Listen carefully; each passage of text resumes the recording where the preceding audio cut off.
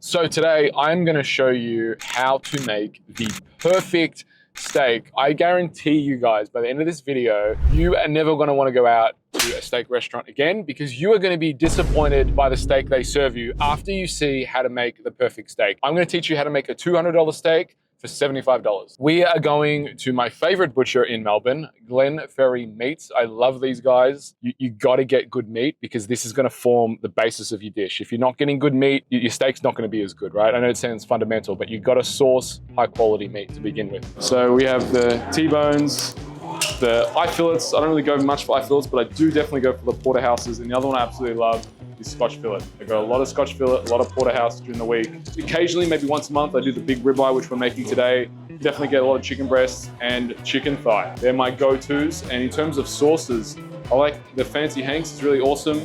These guys also do an amazing Slap Your Mama. The salt is phenomenal.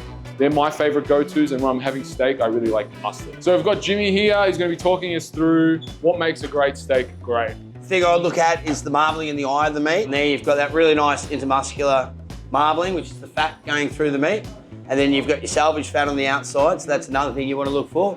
So too much fat means that hasn't been trimmed that much, so it can be just punched out kind of thing, but a good trimming, but with a good outside layer to it as well. Shows that the animals had good feeding and with the marbling through it as well. When you say eye of the meat, what exactly is the eye of the meat? So the actual muscle in itself is the eye of the meat through there. So you want to look for a good conformation, which is the shaping of it. And then another thing you want to look for is those little speckles of fat running through, which is your the marbling to it. And what are the speckle of fat? What does it really represent? What does that mean in terms of flavor?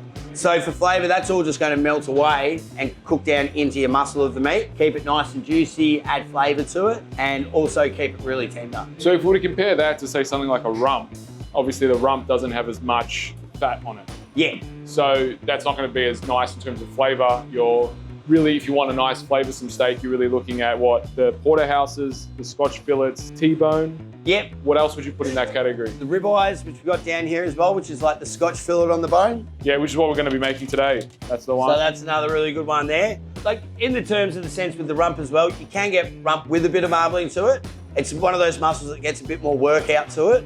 So it will get a little bit more leaner than you would on, say, like your New York, which comes off the back strip of the cow. But you can see down here on the rump of these ones, there's still a little bit of intermuscular fat for your marbling. But they're just not going to taste as nice. Yeah, it's a working muscle, so yeah, it's going to have a little bit more bite to it. Aged up in that, still going to be good for something if you just want an average steak. I'm going to be making one of the big ribeyes today.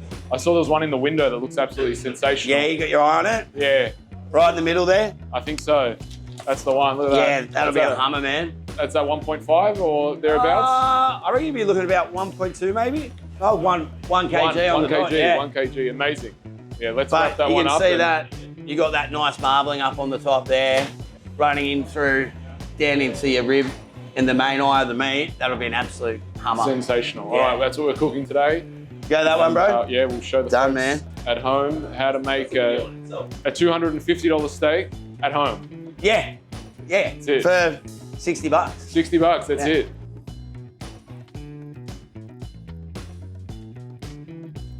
We are at the kitchen and we are looking in the bag of goodies and we have this bad boy, 1 kilo of steak. So the first thing we want to do in making our $250 Jim Dad steak is we want to cut it open, get all this plastic off, and we're going to let it sit for 10 minutes. And the reason why we want to let it sit is to get it at room temperature. Now this hasn't been refrigerated, so as in obviously it has been refrigerated, but it hasn't been refrigerated in my refrigerator, so it's not super, super cold, but we still need to let it sit. So we've got the egg timer and we're going to put it on for 10 minutes and let it sit. And now while we're letting it sit, we'll get rid of this. We are gonna preheat our oven. Now, every oven is slightly different. Some ovens might be hotter. I don't have a particularly good oven. It doesn't close properly. True story. So it is gonna go to 200 degrees and we are gonna set it to the fan assist. We are not gonna be seasoning it while it sits. We're gonna let it get to room temperature and then we are gonna season it. Condiments for steak that I like are mustard. Now I like every sort of mustard. This one is Hot English. I really like Hot English, and I like Dijon. This is one Dijon, these are two Dijon. I prefer these two when they're mixed together. Personally, when making steak, some people like sauces, and you can use these almost as a base thing, but this is a mango kind of hot one. It's very nice. This one's much more mild. Again, another really, really nice steak sauce, kind of like that Argentinian, what you'd expect at an Argentinian restaurant. Along with this one as well, these also go great on chicken. My absolute favorite seasoning that works on absolutely everything is this one, Slap Your Mama. I'm not endorsed to say it, but that stuff, chicken, steak, anything, you put that stuff and you've got yourself a great dish. And obviously you can't go past simple salt. So these are my condiments when looking at steak. These ones I'll put on almost every time I have steak. These ones I'll use sparingly. This one I'll always use if I'm cooking for myself. I won't use if I'm cooking for my kids. And this one goes on pretty much everything because that's salt and that's your basis. So there's your condiments and what you're going to do with your steak. So on that, cooking, it's not a strict set of rules. It's not baking. Baking is a strict set of rules. You have to do this in this order. Cooking, have fun with it. I don't like pepper. I don't put pepper on my steak. If you like pepper, try putting pepper. Have fun with it. That's the most important thing. So our egg timer, we have done our 10 minutes. So we've let it sit for 10 minutes. Now we are going to season. Now, the thing that you want to know about seasoning when using a grill is that you want to over season, because when you put stuff on a grill, 30% of the seasoning that you put on here is going to be lost on the grill. Now, I know I said 30%, but 90% of you watching this video are not subscribed. So make sure you click subscribe and ring that bell for more updates and watch me make food, give you exercise tutorials, and just get in shape once and for all. Now, let's get back to making steak. So 30% of what you season is going to be lost. So you can see I'm being very, very liberal. And actually, I'm going to pop this in here. I'm going to put it on this tray because this is what's going to go in the oven. And I'm about to put it in the oven. The oven is now preheated as well as we let it sit. So you can see I'm being very, very liberal with how much salt I'm putting on. I'm going to put some of this seasoning, Slap Your Mama. It is absolutely delicious. One of my favorite seasonings there is, and it has a funny name. So let's really get it into the meat. Let's get it into the sides. Flip it over. Let's get rid of that, obviously. Now let's do the other side. Let's get it really salted well. Wait a minute. Who's that guy? I think he's in Sydney. I don't know who he is, but he has that salt meme. So shout out to him for making steak cool again. And shout out to me for teaching you how to make a $200 steak in your own home to impress your friends. Actually, this could even pass as $250 steak. For 75, 60 bucks, it's all it's going to cost you, and you are going to be the talk of the town, the talk of dinner parties, and you're going to be jacked as well. Here we go, right? We've got the oven preheated to 200 degrees Celsius. We have our steak seasoned. I'm going to put this in for exactly 10 minutes, and then I'm going to switch it, as in flip it over. So there it goes. Let's seal it up, and let's put the timer on. In 10 minutes, we're going to flip it, and we're going to be 1/4, maybe 1/5 of making the perfect steak. So that's the first 10 minutes done of our steak. I'm going to pull it out and I'm going to flip the steak over. Make sure we're putting the hot pan on something that's not going to burn, like a nice wooden board. So you can see how thick this steak is, right? So that's why we just put this on the Weber.